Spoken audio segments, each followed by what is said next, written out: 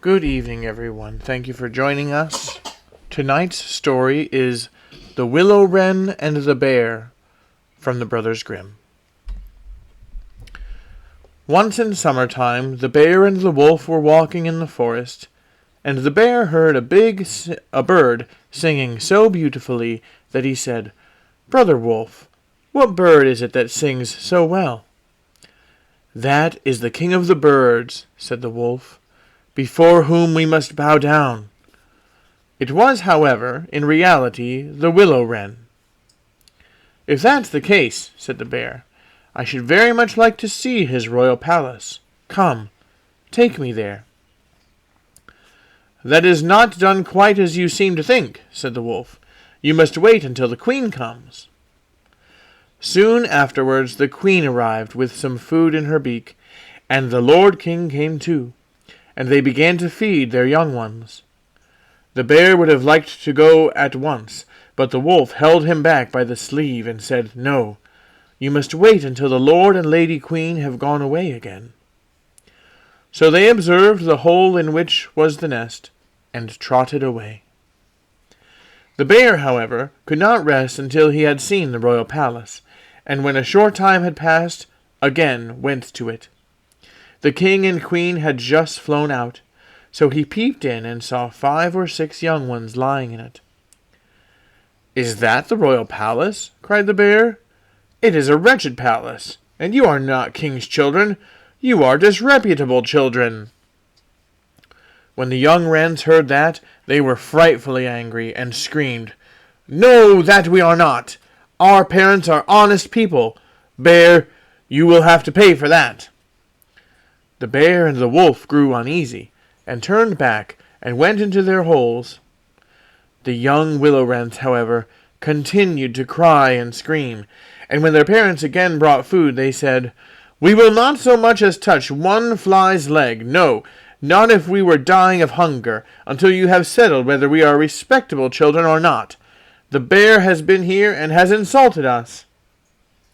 Then the old king said, "Be easy, he shall be punished." And he at once flew with the queen to the bear's cave and called in, "Old growler, why have you insulted my children? You shall suffer for it. We shall punish you by a bloody war."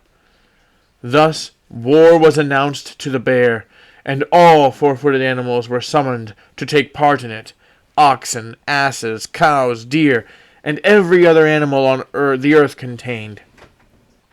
And the willow wren summoned everything which flew in the air. Not only birds large and small, but midges and hornets, bees and flies had to come. When the time came for the war to begin, the willow wren sent out spies to discover who was the enemy's commander-in-chief. The gnat, who was the most crafty, flew into the forest where the enemy was assembled, and hid herself beneath a leaf of the tree where the watchword was to be given. There stood the bear, and he called the fox before him and said, "Fox, you are the most cunning of all animals. You shall be general and lead us." "Good," said the fox, "but what signal shall we agree upon?" No one knew that, so the fox said, "I have a fine long bushy tail, which almost looks like a plume of red feathers. When I lift my tail up quite high, all is going well, and you must charge. But if I let it hang down, run away as fast as you can." When the gnat heard that, she flew away again, and revealed everything, with the greatest minuteness, to the willow wren. When day broke, and the battle was to begin, all the 4-footed animals came running up with such a noise that the earth trembled. The willow wren also came flying through the air with his army, with such a humming and whirring and swarming that everyone was uneasy and afraid, and on both sides they advanced against each other. But the willow wren sent down the hornet, with orders to get beneath the fox's tail and sting with all his might. When the fox felt the first sting, he started so that he drew up one leg in pain, but he bore it, and it still kept his tail high in the air. At the second sting, he was forced to put it down for a moment. At the third, he could hold out no longer, and screamed out and put his tail between his legs.